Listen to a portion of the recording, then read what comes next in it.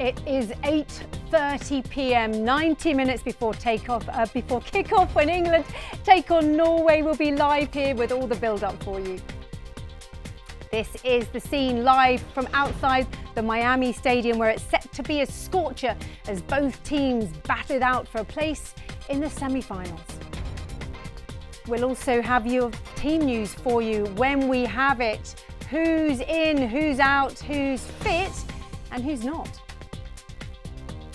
I'm Tanya Arnold at the BBC Sports Centre in Salford, and I'll be looking ahead to the battle between two Golden Boot contenders in Harry Kane and Erling Haaland. I'm here in Birmingham, where this arena will be packed with thousands of England fans hoping that the Three Lions can overcome the Vikings. We also want to hear from you. Wherever you're watching, just scan the on-screen QR code and send us your photos. And what happens when a wedding and a rock concert clash with the big match? We'll have all the answers. So this is it, quarter-final time, England v Norway, and it all starts right here.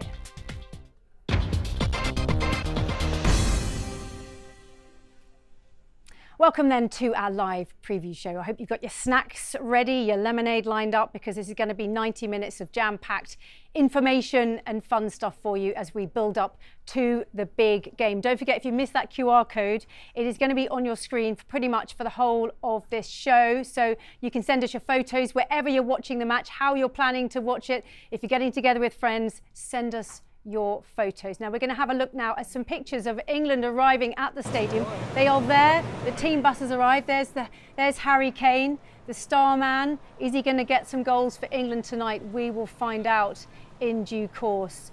Looking quite relaxed. I wonder what's going through that man's head. Is he going to win the Golden Boot? How chilled is he? Let's have a look at Norway. This is Norway arriving with their bus with the big Norway flag on the side. No Erling Haaland appearing just yet. I think it's time that we went straight to the scene of the action. Let's go live now to Miami, where we can speak to the BBC's senior football correspondent, Sami Mokbal, who joins us there live from outside the Miami Stadium. Sami, thanks for joining us. Before we just talk about the team news, which I think you're going to have for me very soon, aren't you? Can we just talk about the weather? Because there have been talks of storms. It's supposed to be very hot there. What is it actually like? What does it feel like in Miami right now? At the moment, it's scorching, really, really hot, 34 degrees. They're saying it could touch, in terms of the actual heat that the players will feel, around 40 degrees during the time of the game. There are, however, some storms forecast. Obviously, time will tell whether that will impact the running of the game or delay the game. But at the moment, it's very humid, brutally hot, and the players who are on the field later on this afternoon will have to go through the mill during the 90 minutes for what will be obviously a major occasion here at the Miami Stadium. At the moment, actually soon, Sami, we're going to be talking to a sports scientist about how the players can prepare for this sort of heat. But who are the players going to be? Come on, give it to us. What's the unofficial team news? Well, we have to stress obviously unofficial team news, but it was some developments we were able to bring you a little bit earlier this afternoon. Our understanding is that there will be two changes to the England side. Jarell Quansah is obviously suspended. He comes out of the team. He will be replaced by John Stones, and there'll be somewhat of a reshuffle in the back line. Ezri Konsa, who has started every game at centre half so far, will be shifted out to right back, and Stones will play alongside Mark Guehi at centre half, and Nico O'Reilly will keep his place on the left-hand side of defence. Three of those players there are Manchester City players. You'd imagine that's with an eye on keeping Erling Haaland's impact down to a minimum. We can also reveal that Noni Madueke will start ahead of Bukayo Saka. So that is big news, actually. Sami, we're going to have to leave it. We're going to maybe come back. Well, we're definitely coming back to you later, and we're going to also go to Salford, where we'll look into that team news in a little bit more detail. But that is big news. Now then, imagine you're a rock, I don't know about legend, but possibly a rock legend, and you've got a concert that you're headlining, and then you discover that it clashes with the England match. So what do? Well, we're going to find out, because we have Felix White from the Maccabees, who is down in Cornwall for us. Felix, can you hear me all right? I can hear you very well. I'm very much for saying. We're just, the signal here is not great, Felix, but we're going to stick with it because we really want to talk to you because we know you're a big football fan. We know you've written a brilliant book, actually, a big Fulham fan, but you're the Maccabees guitarist, correct. And you found yourself doing a gig that you're headlining and it's clashed with the match. So what have you done? You've changed your set around.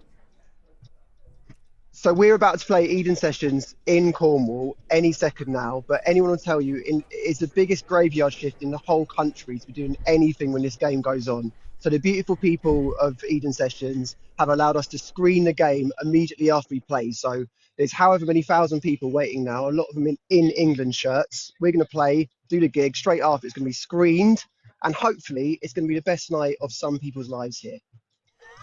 I mean, this is quite good for you, I guess, because you don't want to miss the match any more than the fans want to miss it, do you? Well, don't tell everyone that, but secretly it was just for us, because we couldn't miss it either. And we're very happy that it's not 8 o'clock kickoff, because that would have ruined everything. So the time is perfect for us, and for everyone in Cornwall, it might be a very special evening. Have you heard the team news? We've just had some unofficial team news that Madueke is playing instead of Saka. I have. Do you know what?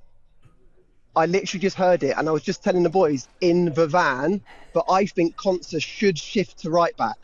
That's so what he's I'm going glad to that do, isn't it? Tuchel's reading our minds here in Cornwall. Sorry. Yeah, no, but me and him are very much, we're on a wavelength very much, me and Thomas Tuchel. So it makes sense for Conser to shift to right back in this instance.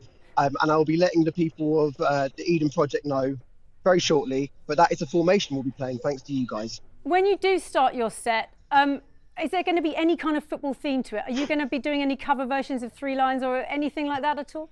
No, come on. We're not that sort of band. We won't be doing anything like that. And you do have to be mindful of the fact that not everyone, although it feels like it sometimes, not everyone in the country loves football. So for maybe half the people here, they're going to have the best night of their lives watching it on the big screen. And for the other half, they can leave without a crush. So it works perfectly for both of us. But I won't be doing too much football chat. There's no Vindaloo or Three Lions. We're playing our songs. Thank you very much. No one was Vindaloo. No one was Vindaloo. But surely you'd be ideal. No, actually, I don't mind that song. But Felix, you'd be ideal, surely, to bring back the World Cup song, because we haven't had a decent World Cup song for England or any of the home nations for a very long time. What about a Maccabees one for the next Euros? If we weren't literally just about to go on stage, I would pitch that to the boys, but it might have to be for another time. But yeah, I'll think about it. Thank you for saying. Before you go, if you know they sing a bit of Wonderwall at the end, which has just sort of started, hasn't it? It's not Sweet Caroline anymore, it's a bit of Wonderwall. If they could sing a Maccabees song, if England go on and win tonight, which of your songs would you want the fans to be belting out after the match? Oh God, we're a bit too melancholic for all of that. I'm trying to think. It might be a bit too sad. You just know when you just know something like Happiness. That might be a good song to play. Can you sing us a bit now? Do you know what? I think Wonderwall works. So that the fans can have it in their head? I'm going on stage. No way. That's the final question. I've got to go on stage. Well, no, score. Everyone's got to give a score. Everyone has to give a score prediction.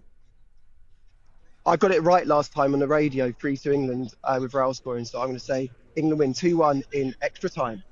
2-1 in extra time. We'll take that. Thank you very much. Felix, have a great gig. That was brilliant. Thanks, guys. All right, see you later. Well done, Felix. Cheers. Have a great gig. Felix White of the Maccabees, big football fan, wrote a brilliant book and yeah, a good person to talk to ahead of this match. And he looks so excited.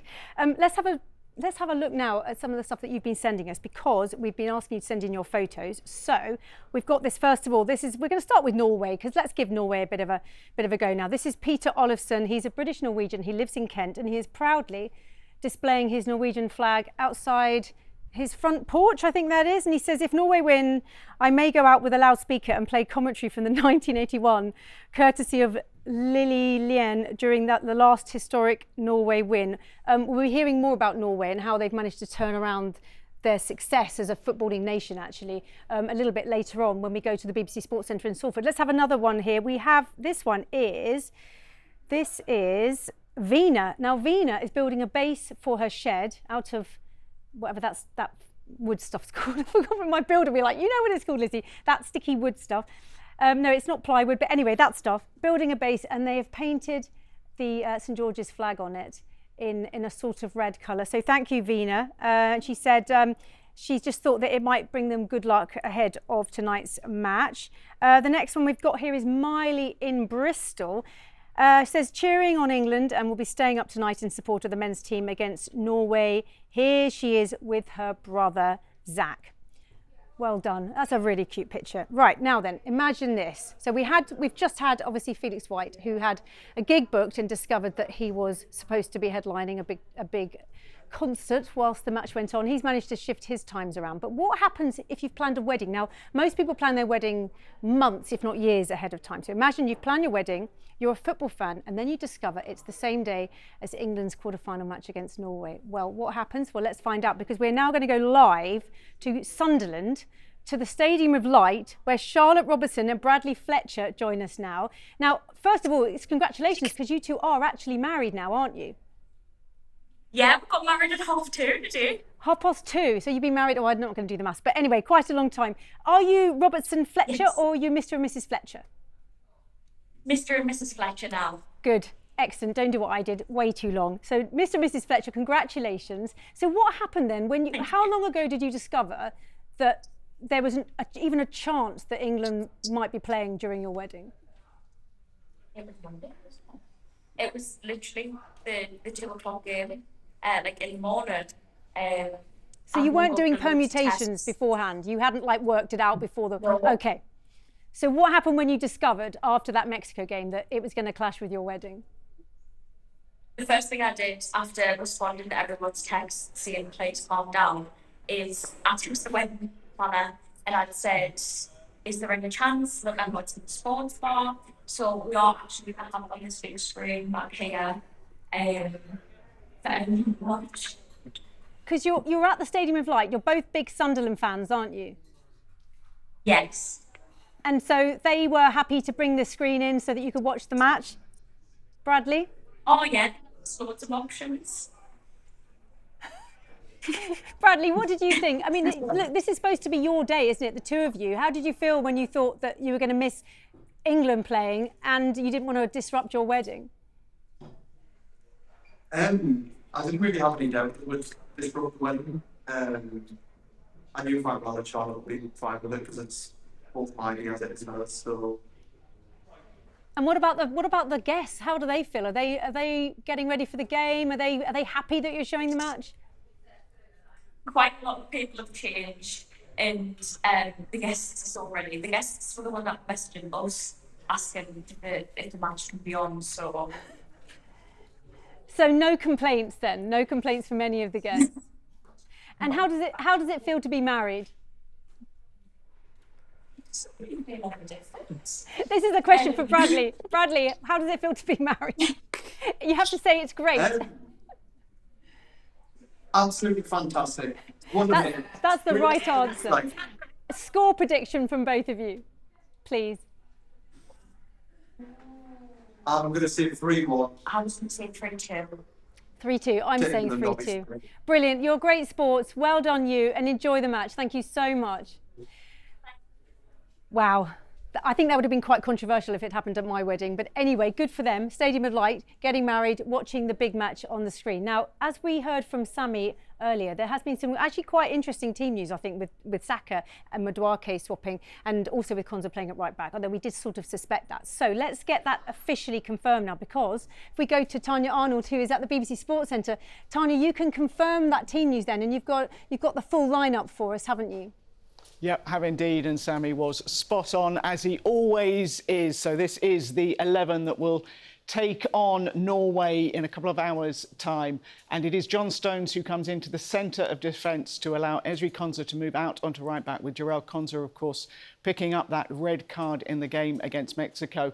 So you've got Nico O'Reilly, John Stones and Mark Gahey. All have been playing at Man City for a number of years. John Stones obviously just coming to the end of his time there, but they know Erling Haaland extremely well. And I wonder if that has had some kind of thinking in the mind of Thomas Tuchel. In the centre of midfield, Declan Rice has overcome the stomach bug that he has been struggling with. So he is alongside Elliot Anderson. Jude Bellingham ahead of them. Noni Madueke is the other change coming in for Bukayo Saka on the right wing. Anthony Gordon on the left.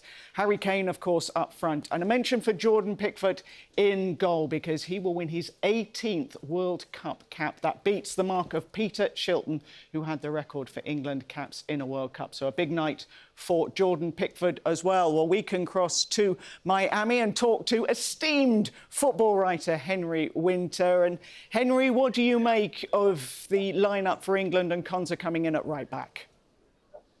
Well, I thought more esteemed football, given the condition out here. The humidity is intense.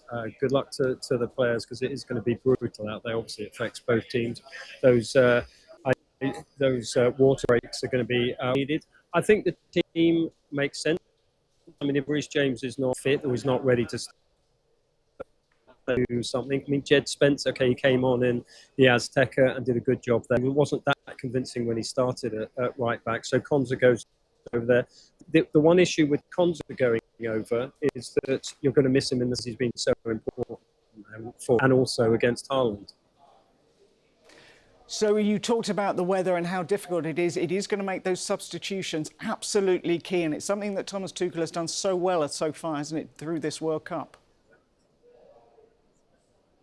Yeah, and one of the things we've seen with Thomas Tuchel, particularly in these key knockout games, is that he makes decisions at the right time, and they're also positive decisions as well. Remember Rice going to full back, and Eze coming on. They are positive changes, but the Azteca ones, where he sent these players on who immediately knew what they had to do. Dan Burn knew what he had to do. Jed Spence and John Stones, who starts tonight, they knew exactly what they had to do. So again, that's a reflection on him. We've seen it throughout his career, and particularly at Chelsea in the Champions League final. And do you think that's a lineup designed to stop Erling Haaland or to stop the service to Erling Haaland, because we know what he can do?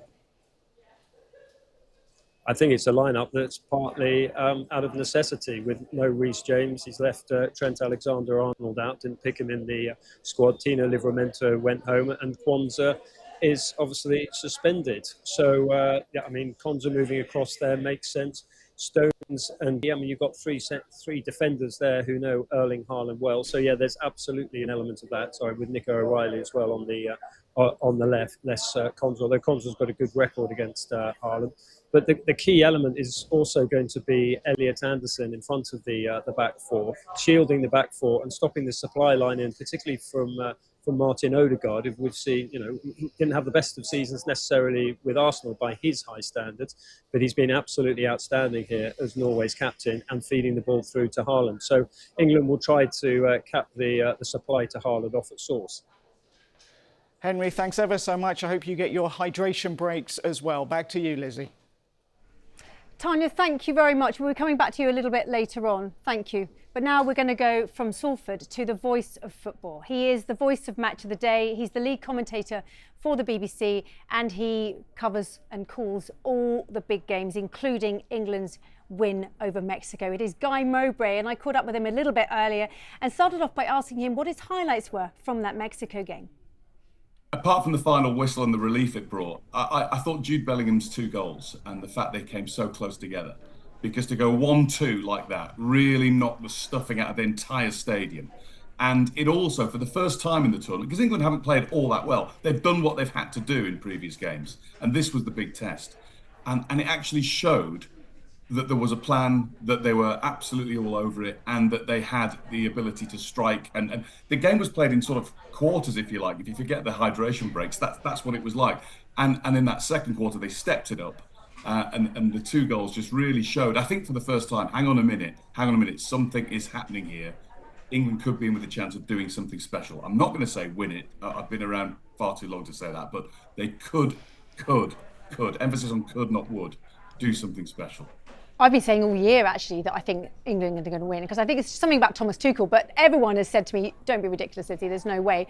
But you never know. You've got to be in it to win it, haven't you? But how much confidence do you think England will take from that? Because they played in such an amazing team way, didn't they? How much confidence will they take into the Norway game with that performance? Huge. Absolutely huge. I don't think they needed it, by the way. I think they're a really confident bunch, and I think they're walking the line between confidence and arrogance absolutely perfectly right now. And it is a fine line, but I think you need a certain level of arrogance to really perform. And so many of them are doing that right now. So I don't think they needed it, but it will have given them, even more of a boost. And we saw, I love the little clips from the dressing room afterwards that the FA released, with John Stones pranking the manager that he'd picked up an injury, as well as the unlucky Jordan Henderson. And sort of the togetherness, you could see the joy that they've got in being together, and that all helps. They're a very happy camp. And to win a World Cup, to win any tournament, you need to be absolutely solid. All 26 of them, all staff, and to be honest, all those of us following them as well. So let's talk about Norway then, because obviously they've just got to get past Norway if they're going to go on and win this thing. We know about Haaland, we know about Martin Odegaard from Arsenal, but who else should we be looking for? What kind of test is this Norway team going to give England? Well, actually, you've just summed it up, because they're a little like England. For Haaland and Odegaard, Reed, Kane and Bellingham, there are two particular standouts, but they are based on being a team and togetherness. And we've seen that from all the Viking stuff that they've done in sort of pre-promotion for the World Cup. They're a really, really together band. Andreas Schjelderup of Benfica is a really handy substitute. He comes on and creates goals, but he's just one. Oscar Bob, who hasn't really had much of a looking at Manchester City or Fulham, but when he comes on as a sub, he can make a difference as well. They have a lot of really good players, but it is their togetherness that is their strength. It's not just Haaland that England should be looking for. It's the whole group. That was so great to get that chat with Guy Mowbray earlier. So interesting, and what a great voice, and so brilliant at his job. Now, one of the players that he talked about, of course, was Jude Bellingham. So eye-catching and outstanding in that Mexico game. Of course, he started his career in Birmingham, so that is where we have sent Nav, and we can go there live now. Hello, Nav. So you're at the Utilita Arena, and you've got Curtis Davies with us. I do indeed. We'll come to Curtis Davies, Premier League and Midlands footballing legend, in just a moment. But you're right, we're here at the Utilita Arena, where we're expecting around 3,000 fans to pack this place out. It's normally somewhere you come to see comedy, to see a music gig. But tonight we're expecting some singing, particularly a few of those England songs that we love. We heard Three Lions playing a moment ago by the DJ, and hopefully we'll hear that again when England score and win this match, which so many people here are expecting. And you're right, we're here partly because Jude Bellingham, hometown hero, is from the West Midlands. He started his footballing journey in Stourbridge, his hometown, before moving as an 8-year-old to Birmingham City. And one of the players who he played against in his first season as a professional footballer was the man over here, Curtis Davies. Curtis, you're a Midlands footballing legend. You played for Aston Villa, Leicester City, Derby County, Birmingham, Cheltenham Town. Yeah, West Brom. West Brom. Yeah. Have I missed anyone? No, everyone. If you've seen the Midlands, I've played for them. But yeah, that's honestly, like, when I come here and people say hello, you're never sure whether it's a West Brom fan, a Villa fan, or a Blues fan. You don't know. But luckily, I think most of them I'm okay with. I got a little bit of jeered and booed on this stage, a little bit, but it's all pantomime. Absolutely. And when you were at Derby, you played against a 16-year-old who, at the time, there was a lot of hype around him, a lot of expectation and hope. I think it's fair to say he's justified it. We're talking, of course, about Jude Bellingham. What was that like, playing against Jude as a 16-year-old? Could you see even then that he was special? He's done okay since. It's one of those, with it being my former club, there was all this talk about this young boy that's coming through, and obviously he got in the team and he broke Trevor Francis's scoring record as youngest player.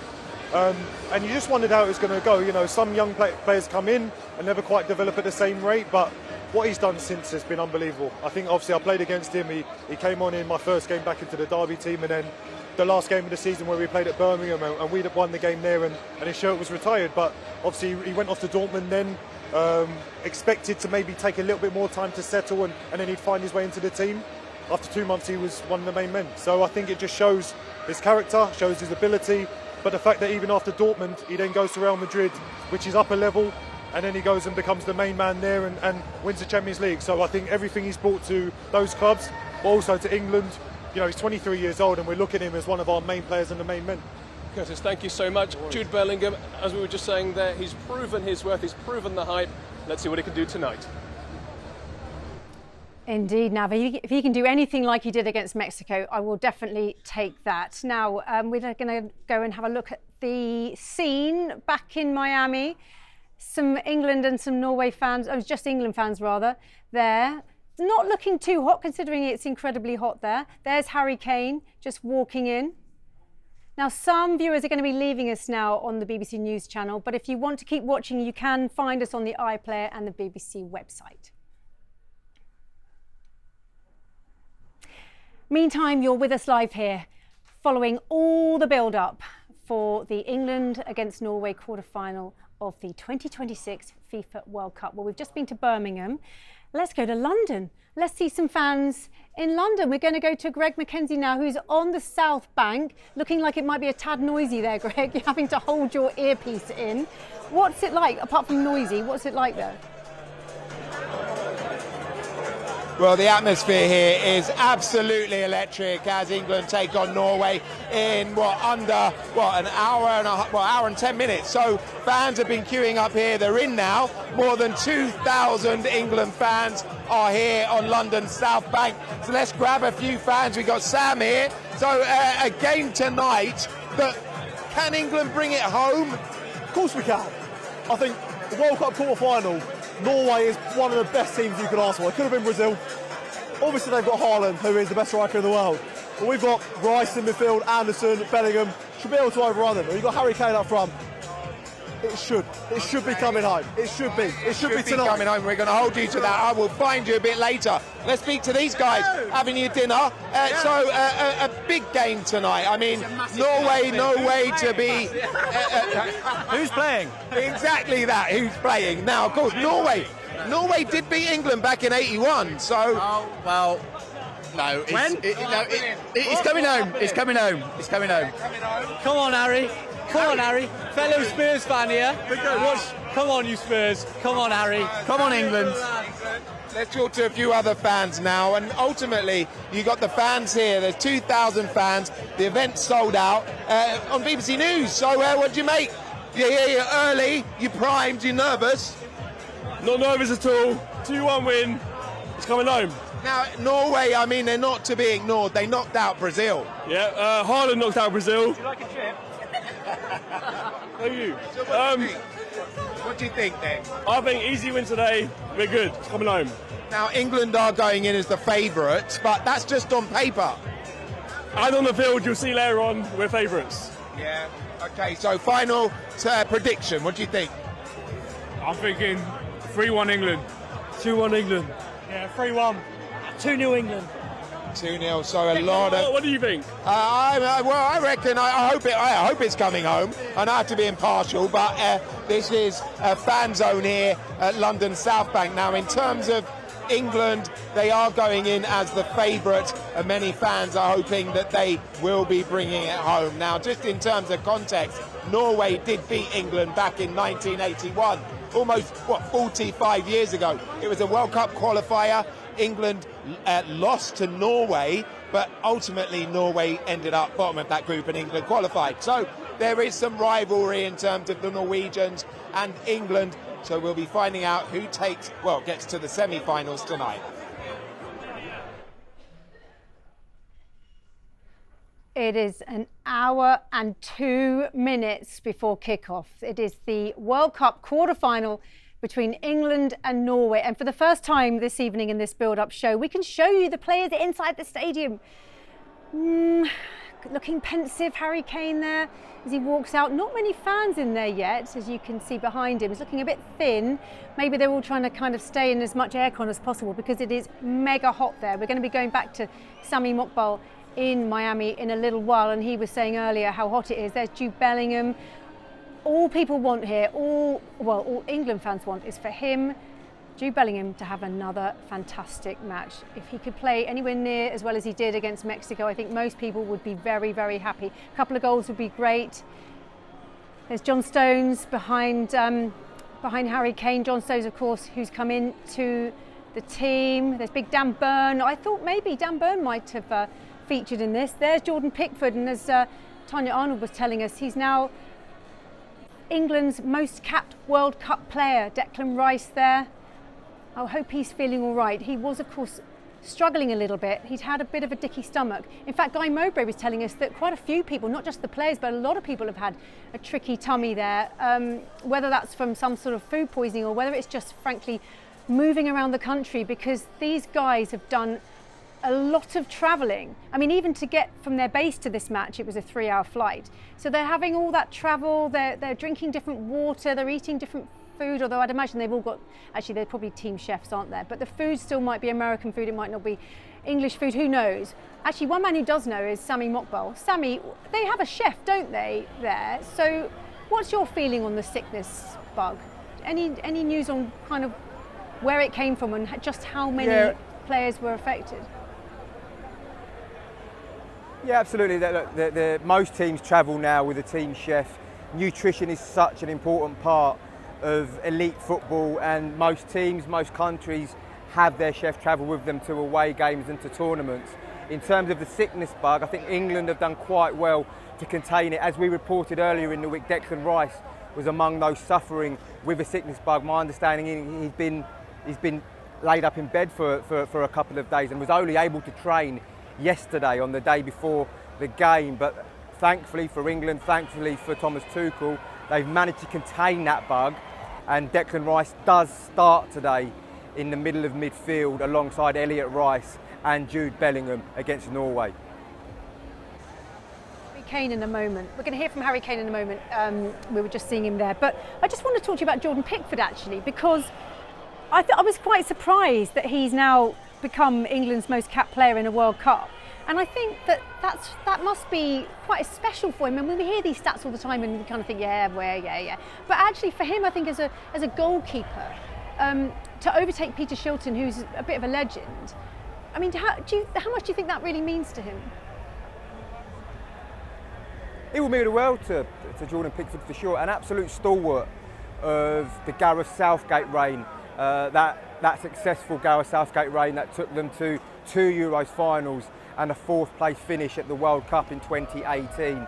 His international career has gone from strength to strength, and it is no surprise that Thomas Tuchel has taken on those reins and continued with Jordan Pickford as his number one.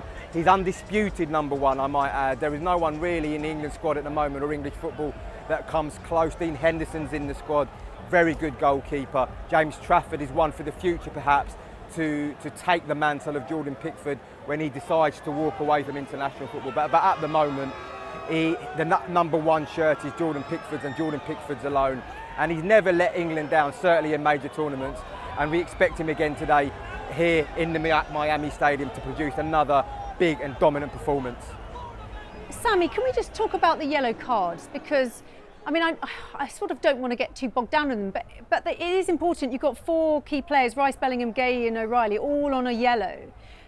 Do you think that will, I mean, it will be in Thomas Tuchel's mind, won't it? I mean, it would be wonderful for England fans if England suddenly go 2-0 up, and in which case, do you think we'll see all of those players off? Or, you know, how much is it in the people's minds, do you think? Yeah. Look, I think that at the forefront of all the England players in the manager's mind will be Norway, is to get past Norway, get to a World Cup semi-final and take it from there. Of course, there will be at the back of the minds of the players who have got yellow cards going into this game, as you say, the likes of Declan Rice, Jude Bellingham. It will certainly be in the back of their minds. They won't want to pick up a second yellow card here and face a suspension for a potential semi-final against Argentina or Switzerland. But they have to deal with what's in front of them, and beating Norway here is absolutely paramount. And booking or no booking, suspension or no suspension, that will be the absolute priority for England today, not the potential for suspensions. Yeah, OK. Sami, thanks so much. Get yourself back in the call. We'll be talking to you a little bit later on. Now, as I said, we're going to hear from Harry Kane because we haven't heard from any of the players yet. So it's time we heard from the England captain, Harry Kane.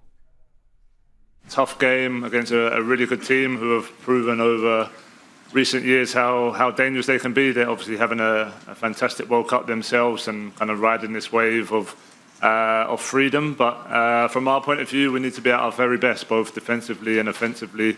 Yeah, we come off the back of a really good win, but still room for improvement. And I think, yeah, this is the time to show it in a big quarter-final game on the world stage. I don't know how players do that, you know. We hear all these interview clips, we see interviewers asking them tricky questions, and they're having to just kind of be jolly and give an interesting answer. And all the time they're trying to think, I'm going to be playing for my country in a quarter-final of a World Cup. Hats off to all the players, and particularly Harry Kane. Don't forget, if you want to get in touch with us, show us how you're going to be watching the game. There is the QR code there. You just have to scan it and you can send us your photos. Now let's get back to Birmingham, because Nav is at the Utilita Stadium. Nav, what have you got for us there now? Well, with some fans who at the moment are feeling very excited because they are giving away free drinks vouchers here. But these guys very kindly have agreed to talk to me while this is happening. So let's speak to them over here. We've got Dal and Gov, England fans. They're from Solihull nearby. Dal, first of all, come to you. How do you think it's going to go tonight? Well, we're going to win, always. Are you expecting Jude Bellingham, hometown hero who played for Birmingham City, to score tonight? 100%. He's going to smash it again, smashed it in the last few matches. He's going to do it again for us. Thank you very much, Dal. Gov, let me come to you. We've seen, I think, up and down performances from England, but what were you thinking when those 11 minutes went up against Mexico? Did you think England could hang on? Yeah, no, of course, definitely. I always thought, even when they scored, I felt comfortable. You know, we've got a strong squad. These players know what they're doing. We've got a lot of winning players now in the squad. I felt really comfortable with it, and I think we're going to smash them tonight as well. You think we're going to smash them? I really do. I think there's a lot of Premier League players playing on both teams. I think we've got a lot going on. You have to be worried about Odegaard and Haaland, but I think we're going to be good. Can I get a score prediction from both of you? What about you? What do you think of? I think 3-1 England. I think Haaland will end up scoring, but I've got a good feeling about us putting about 3 or 4 away. So 3-1, I'll say. 3-1 from you, Gov. Dal, what do you think? 2-0 for me. You think we'll keep a clean sheet? 100%. Keep Haaland down? Yes, 100%. Well, very confident here in Birmingham. We'll see if these guys are right. We're about just under an hour away from kick-off, and the mood's starting to get more and more excited. And as you heard there, expectant, jubilant, hopeful that England can do it. Nav, I love that guy, and I love the clean sheet. 2-0, that will do, won't it? We'll all be, well, we are obviously not partisan. Anyway, trying to be impartial. It's very difficult, to be fair, when you've got England playing in a quarter-final of the World Cup, but we are impartial here. We are, of course, the BBC. Now, let's hear what you have to say. You've been sending us your photos about where you're watching the matches and what you're up to. We've got Sam first. She is in Norway watching the game. She lives there with her Norwegian husband, and she says she's the only one in the pub wearing a Three Lions shirt. Good for you, Sam. It's going to be quite tricky if England score. You're going to have to kind of cheer quite quietly, aren't you? Now, we've got our first dog of the night. It's Reggie. I think he's a sausage dog. Doesn't look particularly happy, actually, to be wearing his retro England shirt. But he's called Reggie. He's in Newcastle, and he's match ready. Reggie is ready for the match. Next, we've got Lincoln and Braxton in the East Midlands. They're ready for the match, and they think that football is coming home. 60 years since 1966. This could be the year, couldn't it? England, bring it home. Right, we're going to move on to another guest, because we've got some fascinating people that we're talking to on this preview show. And then the next person knows a thing or two about the laws of football. It is Keith Hackett. Now, Keith, you originally, the PGMOL, what was it called before it was the PGMOL, the Referees Association? What was it called? Yeah, we were up to the formation of the PGMOL. We were, in fact, amateur referees operating under the Football Association or the Football League. And the formation of the Premier League, a couple of years afterwards, I pushed very strongly that we needed professional referees, more time off work, all those sort of difficulties that we were experiencing. And that was formed. And, you know, I was there for a number of years as the boss of the PGMOL. Introduced goal line technology and also the communication kits that we see used throughout refereeing now around the world. You were the grand fromage of referees, Keith Hackett, weren't you? And you've got a few opinions on what's going on at this World Cup, haven't you? And I want to kind of get into that in a bit. But I suppose, first of all, what are your thoughts on this World Cup? And how do you feel it's been refed so far? I think generally we've seen some really good performances. I was delighted with Michael Oliver's performance in the quarter-final. A big game for him. He made it look really easy. Great for English refereeing. I'm sure everyone was watching that particular performance. We've seen some poor decisions by way of not only the referee, but VAR. We'll never get away from that. I don't think we'll ever get what we're actually looking for, a degree of consistency and better communication. Why we're not using these big screens in stadiums for the referees to run through the process and for us all to listen in is beyond me. I think that FIFA need to catch up. One thing that you presumably are agreeing on today is the hydration break, which I know you're not a fan of, but they genuinely need it in Miami, don't they? Absolutely. And I don't mind them in terms of in terms of humidity and heat for the players' safety, that's fine. But I think we've had some games in this World Cup where hydration breaks weren't required.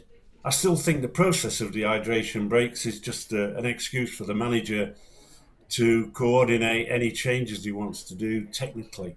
My view would be put it on a golf cart, drive it out to the middle of the stadium, let the referee, the players and the referees have a drink, and come back off and cut the 3 minutes down to 2. Just talking about VAR, Keith, something I wanted to ask you about is this outcome bias. So if we think about the England game against Mexico, where Kwanzaa was sent off. Now, something that's got a lot of people quite excited in the wrong way is that when the referee was shown that tackle, he was first shown it as a slow-mo, whereas am I right in saying that in the Premier League it would always be shown real time and then they get the slow-mo? And what people are saying is that if the ref sees it in slow-mo first, then they have an outcome bias and because it looks worse. It always looks worse, doesn't it, in a slow-mo, a tackle? Absolutely. There's no question that the referee should see the incident in real time. I have to say this, and I don't want to upset fans because I'm an England fan as well. That type of challenge in the modern game is clearly outlawed. It's a serious foul play challenge, just like the American player who was correctly sent off for his challenge.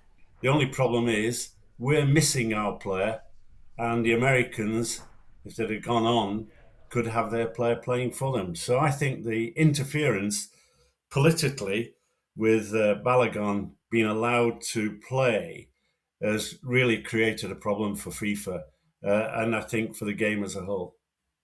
Keith, I mean, I'm always saying this to my husband because we watch a lot of other sport, not just football. Why is it that rugby league, rugby union, cricket, you name it, they all cope perfectly with some form of video technology to assist the referees and the umpires? Why can't football get it right? Well, I think first of all, I think there's a lot of subjectivity in the actual laws of the game. You know, I can get 100 referees in a room and not get 100 referees agreeing on foul challenges and handball and offside. I think offside decisions, even with semi-automated system, are not accurately enough. Another day we could talk about the reasons why, but having been involved in goal line technology, knowing the technology and the accuracy that we had to achieve, sadly, the semi-automated offside system that they use is not good enough for a toenail decision. It's as simple as that. Okay, Keith, well, let's hope that in this match this evening between England and Norway, VAR isn't used too much, or certainly not in any way that's going to affect England. A quick score, I'm asking everyone a score prediction. Well, mine's 2-0. We've got a very good referee in Clement Turpin. He had the England-Croatia game. He's very experienced. He didn't caution anybody, yellow card anybody in that game. Let's hope he does the same tonight. We don't want England players being shown yellow cards. No, particularly when we've got 4 really key ones on yellow cards. Thank you very much, Keith Hackett. Yeah. It's great to have you on the show and really good to talk to you. Right, let's go back and hear what some of you are saying because we've got some lovely photos. We've got Eleanor. She says, I'm watching the game at home with my mum. Come on, England. Look at that. It's coming home. Well, let's hope so. Let's move on now. We've got Craig in Croydon. No, we've got Oliver, in Brentwood. And he says he's having a boys' night in with his firstborn son, Julian, who is 6 years old, and he can't wait for an England win. What is that? Is that a hot dog? I think that's a hot dog and half-eaten. I'm not sure. I'm not sure what the message is there, but thank you very much, Oliver. Right, we're going to move on to the beefeaters now because we've got some very important people watching this show, and some of them happen to look after the crown jewels. So this is the Beefeaters playing a bit of football at the Tower of London, and they have also sent us our very own message, which we're going to get to in a sec. Hi Lizzie, I'm Yeoman Sergeant AJ Clark here at the Tower of London. We're in our pub, The Keys, because this is where it's all going to be happening tonight. So come on England! My name's Yeoman Warder Basher Briggs. I'm a Yeoman Warder, a Beefeater here at the Tower of London. Just want to wish the England team all the best for this evening. Come on England! Thank you for that. That is so cool. We love that. Now, we're going to go to another guest because we have someone who just so happens to look a little bit like an England player. Can you guess? Can everyone guess who he looks like? He's got his arm in a sling. Hopefully I've given you a little bit of a hint here with the dodgy arm. This is Jack. Is that pink? This is Jack West, who is a Jordan Henderson lookalike. And when I spoke to Jordan yesterday, look, I even calling you Jordan. When I spoke to Jack yesterday, he didn't have his arm in a sling, and now you've got it sorted. Jack, tell us then about what you do and how long you've been a Jordan Henderson lookalike. Yeah, so all started back end of 2021 in preparation for the 2022 Qatar World Cup. So basically, one of my friends works in TV. He saw an advert. They were looking for some England lookalikes for a Specsavers advert, actually. He put my name forward. I got a random phone call. I thought it was a little bit of a joke at the time, so didn't take it too seriously. Then an email, like an official email, followed. And so from 2022, done a few shoots with a few different companies as a Jordan Henderson lookalike, and so all gone from there, really. Right, we're going to have you in boxes to compare the look here. So just don't move your head. We're just going to... We've now got you next to... Well, he's sort of in a press conference. His mouth... You need to open your mouth slightly, Jack. Open your mouth slightly. Yeah, that's it. You're in a press conference being Jordan Henderson. I was going to say to you, how did you feel when he broke his arm? Did you feel, oh, no, that means he's not going to play, which means he's not going to feature as much? You know, and like when he moved to Saudi Arabia, how did that affect you? Or did it not affect you? Yeah, to be fair, obviously it's great to have Jordan, playing at the top level in this country. So glad that he's back at Brentford. When I saw the other night that he'd broken his arm, I was absolutely devastated, to be fair, because I think he's a great leader, and he might just be that player in a tight game tonight. He might be that player we just need to bring on for the last sort of 5 or 10 minutes just to keep things calm and help the team get through to a victory. So obviously devastated for Jordan as well. A real freak accident, and it has meant that I now have my arm in a tea towel. And what about the beard? Because you can't shave your beard off now, can you, Jack? You're stuck with that beard. As long as Jordan has it, you have to have a beard. Yeah, so to be fair, I think when I was speaking to you yesterday a little bit, some of the lookalikes that I work with, they have to almost maintain their look a little bit. For me, I naturally have my beard like this. My hair's always quite short and stuff. So, yeah, it's not too much maintenance as a Jordan Henderson lookalike. I'm a big fan of the beard look. So, yeah, it's all good. What do you do in real life as a job? So I work in academy football as a programme manager. I'm involved in the game. Because I was thinking, imagine if you had to have some crazy haircuts and do your mates have tattoos and everything to match, or do they not go that far? Yeah. So some of the lookalikes that I work with, they'll have like henna tattoos. They'll have to maybe have their beard a certain length or a certain colour, and obviously get different haircuts for shoots and stuff. So it's all part of the parcel of the life as a lookalike. But as I say, for me, I'm quite fortunate where low maintenance, I can pretty much just get out of bed and I'm Jordan Henderson. I love it. It's brilliant. Just before you go, quick score prediction. Everyone's got to give me a score. What's yours? So I think it'll be a tight game. I think the performance against Mexico was unbelievable. So I think we'll have big confidence from that game. So I'm expecting a tight, edgy game. I think we will come out on top. And I've also got a little friend here as well, because it is coming home. Brilliant. Thank you very much, Jack. He's got the World Cup. Oh, I love that. That is so cool. Brilliant. That was Jack. He is a Jordan Henderson lookalike. Now we're going to go back to Salford and to the BBC Sports Centre, where Tanya Arnold is there. And Tanya, I believe we're going to be doing a bit of Kane Haaland comparison. You've got the stats. You're going to be, well, who comes out best? You tell me. Well, I haven't got a World Cup, unfortunately, for you, Lizzie, but yes, we have got some stats. All the talk in the build-up has been around two players, Harry Kane and Erling Haaland. Both absolutely crucial, of course, for their countries, but how do their stats compare? Well, both have been in incredible form throughout this World Cup and are well in with a chance for the Golden Boot. Haaland is currently just ahead of Kane on 7 goals, including his 2 against Brazil in the last round. Kane has 6 so far. He now has 14 World Cup goals to his name. But both players are behind France's Kylian Mbappe and Lionel Messi, who are tied on 8. Well, Haaland has been absolutely lethal as a goalscorer for Norway since his debut in 2019. His stats are better than that of Messi, Mbappe, Ronaldo and Kane, with only 71.2 minutes per international goal, comparing to Kane's 108.9 minutes. But in terms of goals for both club and country over the past 3 seasons, Kane has been on top every single time so far. This season, Kane has a massive 73 goals when he's combined that for Bayern Munich and for England, making him the most prolific striker this season. Well, let's speak now to Lars Sivertsen, Norwegian journalist and author of Haaland, the incredible story behind the world's greatest striker. Lars, we know what a fantastic player Haaland is, but he just looks to me like he is absolutely loving every single minute of this World Cup. Have you seen him happier? You know what? I can't think of many times. He's looking so sharp physically. He's looking extremely happy mentally. I think he really thrives on the responsibility of being the main man for Norway. To explain it to your viewers, I think it's becoming a little bit like the status that Gareth Bale had with Wales, in the sense that he's definitely not the only good player on that team. You know, Aaron Ramsey was a great player. You know, there was some really good, Ashley Williams was a great defender. There were some other great players there, but he is the focal point. He is the fulcrum. He is the guy who's doing the heavy lifting up front, and he really loves that role, I think. Now, just give us a bit of background to the success of this Norway team, because it's been building, hasn't it? A lot of money has been spent on grassroots, on pitches to get to this point.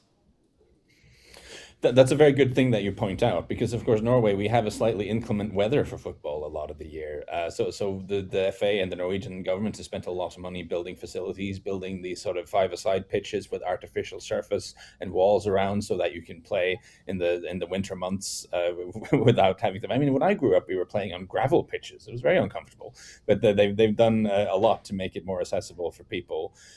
We also have a very strong ethos of focusing on participation at youth level, not pushing kids too hard too young to achieve results, to make sure we keep as many kids active as possible, because you don't really know when the players develop and when talent really reveals itself. That's something that's been a huge success for us. So the gratifying thing to see is that you can get stars like Erling Haaland and Martin Ødegaard come out of that sort of structure. Now, they've hit all the markers. They've probably exceeded expectations back home. Do you think the pressure is off and they can just enjoy this, or are they absolutely gunning for that World Cup now? I think the pressure is off to an extent. You have to remember, I mean, you look at the names on the team sheet and you think, of course, these teams should be beating Senegal and they should be beating the Ivory Coast and these teams. But the reality for us is that we've been to 2 World Cups before this in the modern era, in 94 and 98, and we didn't do much in any of them. When we played the Ivory Coast, that was the first time we've ever won a knockout game in a big tournament, including the Euros. We've only been to so really, that was the pressure game. I was here, they played this here in Dallas where I am at the moment, and I could see they were a little bit nervous in that one. When you get through that and then you play the likes of Brazil and then England, you're playing with house money a little bit. So I think they're in a situation where they're incredibly proud of what they've achieved so far. They understand what an opportunity this is, but they are punching upwards a little bit, and I think that's a very comfortable place for them to be in mentally. Talk to me about the Norwegian row as well. I mean, it's not just obviously a big hit in Norway, it's gone right around the world. It's absolutely fantastic, but it's got a meaning, hasn't it? Well, it was something that the sort of fan club of the national team came up with not that long ago. It was earlier this year, really, they started doing it. It is clearly inspired by the thunderclap that the Icelandic fans have been doing for some years. But of course, the rowing has a slight significance in that, of course, way before Christopher Columbus, the Vikings discovered America. Leif Erikson was there way before the sort of European colonial powers ever got there. So there's a sort of symbolism in us going to America in the same way the Vikings Vikings went there a long, long time ago, and I think that's what we're kind of harking back towards. But most of all, it's just a fun group activity that everyone can get involved with. And I do love the fact that the idea of the players doing it with the fans after a big win, that came from the players. That was Martin Ødegaard and Erling Haaland getting together and say, hey, they're doing this thing. If we win, should we do it with them? And I think that's part of something that makes this group a little special. There seems to be a genuine bond between the team and the fans. Just very quickly, a score prediction from you, Lars? I think I'm a little afraid of the English attack. We have a lot of strength in this team, but our defense is not always the best part of our team, and that hasn't really been tested so far in the tournament. I do think that the English will score against us, but I also think Erling Haaland is in the shape of his life. So a score draw, 1-1 or 2-2, and really once it gets to extra time in the heat and the humidity, if you're doing penalties on us, Lars, I really off. can't. No, we can't start talking about penalties. My heart won't take it. Lars Silverstone, thank you very much indeed. Back to you, Lizzie. Well done, Tanya. There's no talk of pens. We just don't even want to go there. Thank you. Right, now let's go to Birmingham because Nav is back in Birmingham, back ready for us at Utilita Stadium. And he has another famous player with him. Who have you got, Nav? I do indeed. I have former England international who won 7 caps for England, the England striker, Carlton Cole, joining me. Carlton, we've just been hearing a moment ago about Erling Haaland and Harry Kane. Talk to me about these two men who are at the peak of their powers right now. Listen, they're unbelievable strikers. They're the type of strikers you don't want to go up against at any stage of their careers because they are potent in front of goal. Now, when people ask you the question, do you have to pick one? It's hard to do. But the only reason why Haaland probably gets the edge is because he's younger. No, surely. He's younger. If you look at his numbers, the goal-to-game ratio is unbelievable. But Harry Kane is our hero, our captain, our leader, and everybody responds off him. And that's why we are in this position right now, because of him. So Harry Kane, do your thing today, and we'll get this over the line. Carlton, you've led the line for England. You know what that responsibility is like. Talk to me about how heavy that shirt can feel when you're leading the line for England, expected to score goals for England. It's heavy, and it's I wouldn't say it's a burden, but if you've got any doubts about your ability, and then it's not the time to have the doubts when you put on that England shirt. This badge means a lot to a lot of people, and then you look at it and you think, you know what, I'm going to go out there, give my all, work hard, leave everything out there, leave it all on the pitch, and hopefully you don't come up short. And if you do, at least you tried. But the pressure is there. And now we're at this stage of the tournament, I think a lot of the players will feel a little bit of the pressure, but unity will get them through. And I think that's what Tuchel's brought to the team. They have talked, haven't they, the England team, about the togetherness, the brotherhood that this England team have. What have you made of their progress in the tournament so far? Listen, it's been a slow burner. I think we've had 1.5 games of good football to celebrate. The rest has been a little bit under par. But listen, that's what makes us England. Can't have it all our own way. And we are where we are right now because of those games. The ones that even we didn't play well in, we still got over the line. So listen, come on England, get this over the line. And any way you want to do it, we don't have to play well. Just win the game and we'll get to the finals. Carlton, I'm fascinated to hear about how a former Premier League footballer, former England international, watches the game when he's no longer playing. What did you do for the Mexico game? Were you up at 2 a.m. watching? Did you watch it the next morning? What did you do? I was watching it, definitely. And do you know what? It's hard. It's hard to watch, especially when you got sleep in your eyes. You got work the next day. You got things to do. Kids have got to go to school. But listen, at the same time, it has to be done. It's a one-off. And listen, if you're going to feel bad for one day, it's worth it because, look, this comes around every 4 years. And especially when you've got so far in the tournament. And then everyone was in anticipation, seeing what was going to happen next. We're here again tonight. What's happening next for England? All I can say is they're going to go out there and do the job and hopefully get this over the line so we can have, continue our journey because it's been a fantastic time so far. Yeah, talk to me about tonight's game. How do you see it going? Look, it's going to be a cagey one, but I feel what's going to happen is it's going to be the battle of the managers. Which manager that makes the first substitution move or makes the move first, they're the ones that are going to, because you got to understand, whoever makes the first move the other manager has to respond and go away from their game plan. So it's a game of chess today. And hopefully this is what Tuchel's in for, and hopefully he's going to get this right and get the battle right, and then the players I know are not going to let him down. So hopefully Tuchel gets this right tonight, and if he gets it right, we're going to go all the way. Score prediction very quickly. 4-2! Well, Carlton Cole, former England striker, is feeling confident. The people here, thousands of them we're told here in Birmingham tonight, are feeling confident too. We'll see whether that confidence is misplaced or whether England will do the business against Norway. Nav, I love that. A game of chess, and I'd say a game of chess in a sauna, because we know it is hot, hot, hot there in Miami. You're watching live pictures from the Miami Stadium where England are getting ready to play Norway in the quarterfinals of the FIFA World Cup.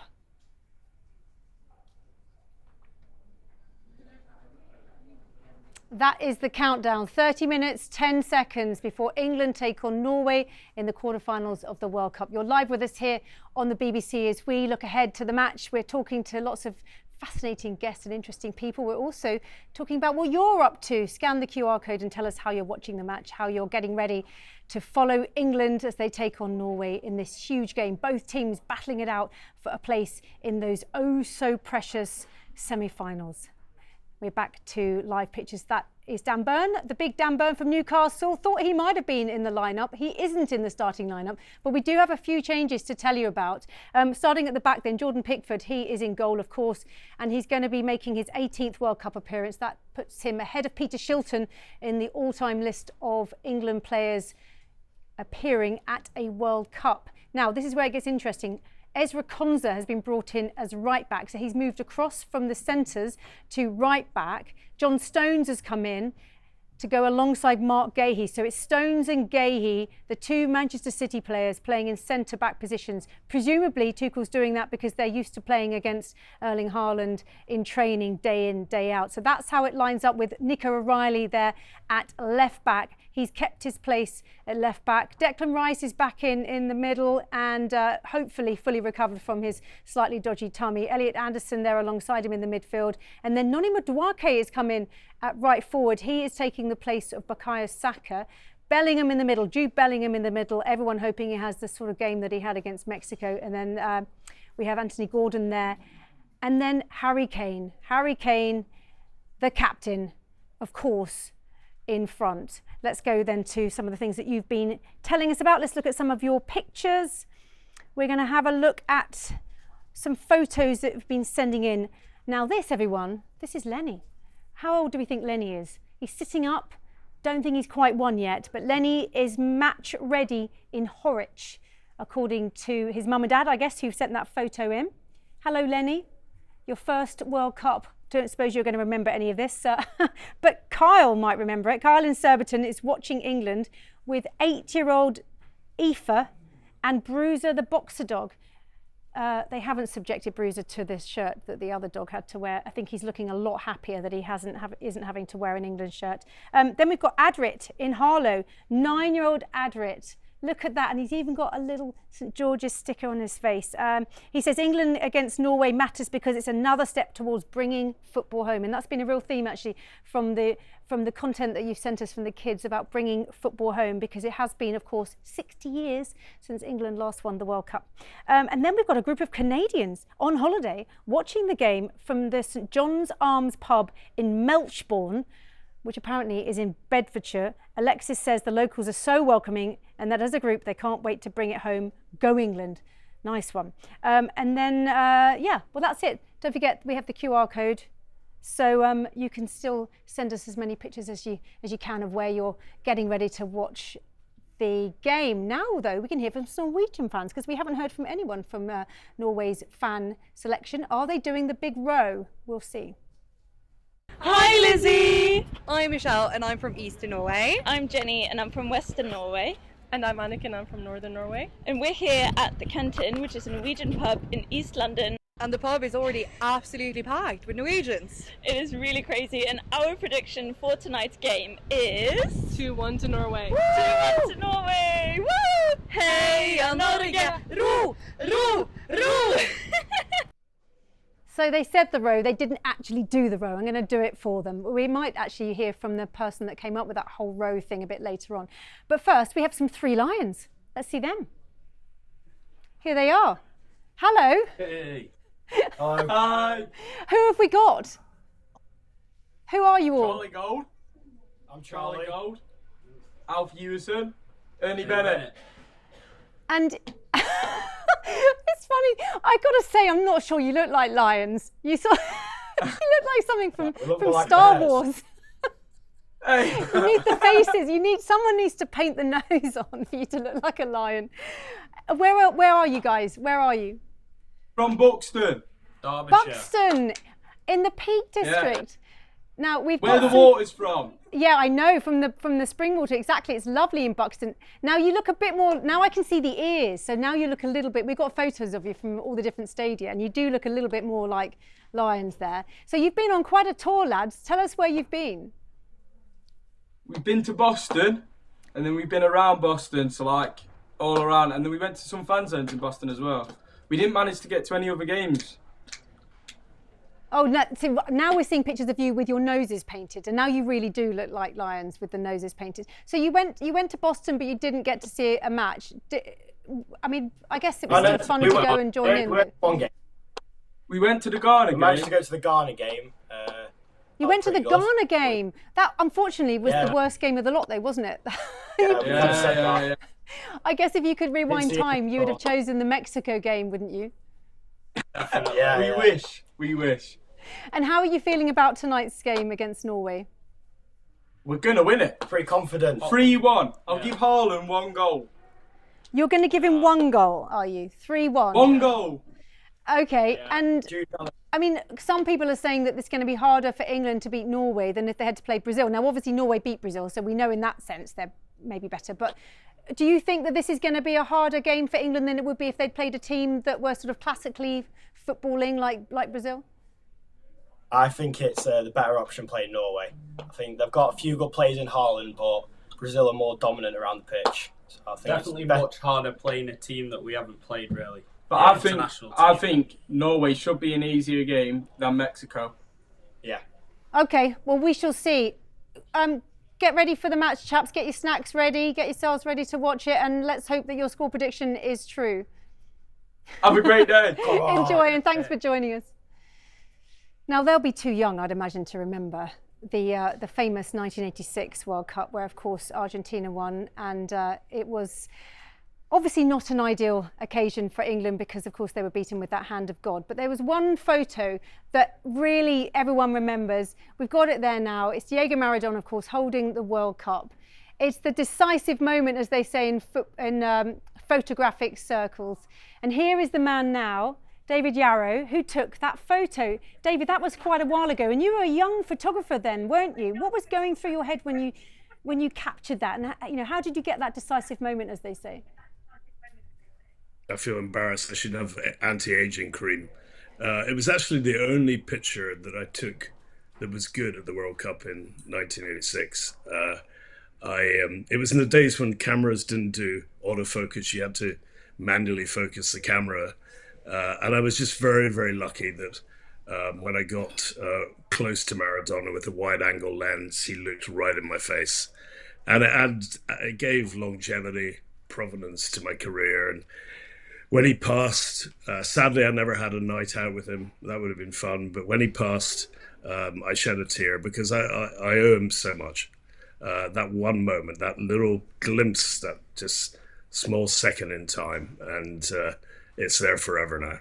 I mean, you're still obviously shooting footballers. You're still hanging out with footballers because you have been taking what is now the iconic Norway photo, haven't you? Talk us through this Viking photo that you took for Norway. I guess it was in the creative melting pot for quite a while, and we'd worked with the European Ryder Cup team in Bethpage in New York 10 months ago. And that kind of worked well, and Victor Hovland, a Norwegian, was in that team. And I knew Erling from working with him previously, and he pitched the idea that we should try and do something commemorative for their first visit to the World Cup since 1998. And it was a privilege, it was a thrill. I got to know a lot of the team, their backup staff and their manager. And I got to know Erling a little bit more as well. And he certainly has been, you look at the Golden Boot and all the kind of people you expect to be there are there. It's for the sponsors. It's a dream that you've got Messi, you've got Mbappe, you've got Kane, and you've got Haaland. But you expected to have all of them there. The one variable change is that Haaland's been slightly kind of demystified and humanized, because people didn't really think he was, unless you're a Man City fan, you looked at him as just being a bully and a man of menace and not a normal human being. But actually, the last 3 weeks, he's shown he's the most human of us all. He goes to cowboy stores in Dallas, Texas, and buys lots of hats and boots. And he's become a cultural icon in America. It's kind of been his World Cup. Okay, well, David, thank you. And I think England fans will be hoping that there isn't a theme with you photographing winning teams, because obviously you photographed the Norwegian team and everyone's going to be hoping that they don't win tonight. Thank you so much. Great to have you on. So that was David Yarrow, an amazing photographer, and now we have a sports psychologist. Now, I've actually spoken to you before when I was at the BBC Sports Centre, and I didn't really have time to think about what I wanted to ask you. I thought, afterwards. Yeah, because the sports psychologist, I mean, there's so much I want to ask you, but just, I suppose, well, you worked with the Lionesses. I did, yes, so many years. When they won both Euros, one of the Euros? Before the Euros. Before the Euros, so you set them up. The final of the first Euros. So you set them up, Anna. We're just struggling with your microphone, actually. We're just going to see if we can. I'm going to move nearer you. If I come nearer, we're going to be what's called unnaturally close, and then we're going to hear you on my microphone. Okay. So cozy. So tell me, how much are they involved in this now? I mean, obviously, I say now as in right now. Yeah. Would there be a psychologist at the stadium with the team, or would they have just been doing all their work in prep? There is definitely a sports psychologist with the team. Whether he's actually, well, I'd imagine he'd be in the stadium because you have to kind of really feel what's happening, and half-time, important moments, understanding, feeling people's behaviour. Just a little bit of sprinkle of a small word here and a small word there from a psychologist can be really helpful. And how do you know what to say? How do you know what to say? And who says, for instance, I would imagine, because I talk too much generally, that I would end up saying stuff that they might not, how do you know when to say it? And do they come to you? Do you go to them? And how do you know what to say? I think it's about, you have to have a really good working relationship with the players. So you have to know people, they have to trust you. So it's not big stuff, it's small stuff. And small is important. And you have to find space for those conversations. Or sometimes you might need other people to have the conversation for you. Michelle, you can't hear me. We're having real trouble with hearing you, Yes. and it's too good to not hear you. So if you don't mind, we're just going to move on, and then we're going to see if we can sort out your sound. Just stand by. Okay. And we are now going to talk to Matthew Cook, who joins us, I think. Hello. Right, so we've gone from a psychologist to a sports scientist. So this is Dr. Matthew Cook. You're the senior lecturer, aren't you, in sports and exercise science at the University of Worcester. That's right. Thank you for joining us. Yeah, that's right. And thank you for having me this evening. That's all right. Well, I'll tell you why we've specifically wanted to talk to you, if you don't mind. And that's about the conditions, the heat there. Because I know that we all talked a great deal about the Mexico, the altitude. And now England have got a completely different thing, which arguably is, I guess, harder for them. And that's the heat and humidity. How much of a deal is it going to be for England, do you think? Yeah, it will be a challenge. There is, it's an extreme environment. You've got there a perfect storm, if you like, of temperature and humidity, and sweating is the way in which we will try and cool ourselves down during exercise. And when you've got high humidity, there's a reduced ability for the body to actually cool itself in the heat. So the players are going to struggle. I would argue that the same is going to be true for the Norway team, because they're playing on the same pitch. But it's quite common for sports teams or athletes to try and prepare for these types of extreme environments. They often go through a process of acclimatization, And they do this by spending a week, maybe 10 days or 2 weeks in the environment that they're going to be competing in, or they might even try using other strategies like hot baths or saunas to try and start bringing about that physiological adaptation process by which they can better manage the heat. And by that adaptation process, we really mean an increased sweat rate, an increase in the amount of their blood volume, if you like, their plasma volume, and also tries to, I suppose, slightly reduce their heart rate that they experience during exertion in the heat. There will be also as well tactical decisions that go on, and I suppose I will leave the tactical decisions to those experts. But what you'll probably see is that the players will be able to sprint their very first sprint absolutely fine, but your repeated sprint ability will be likely marked. So the players are likely to try and probably get possession, hold on to it rather than easily giving it away, and not necessarily chasing after the ball too much to try and reduce their overall exertion.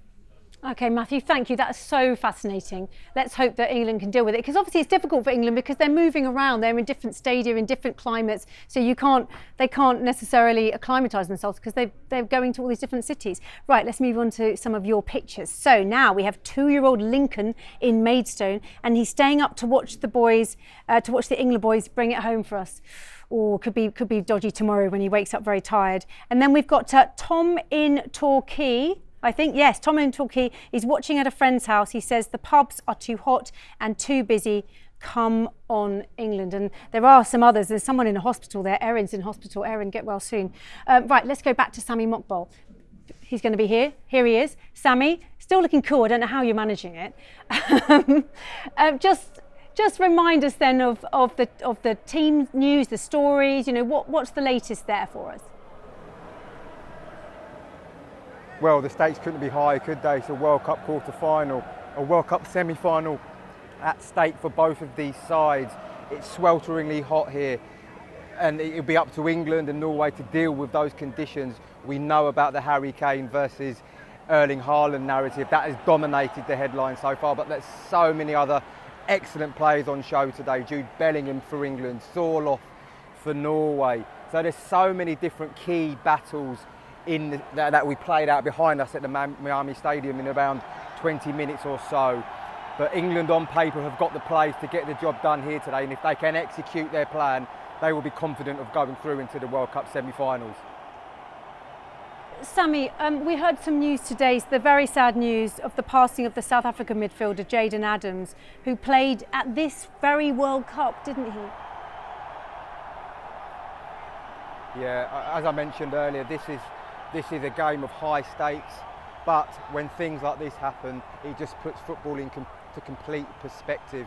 Jaden Adams was here representing his country at the World Cup just a matter of weeks ago, and this is a really, really sad turn of events. There's going to be a minute's silence in the stadium behind me just before the start of the game, and the tributes now have been pouring in.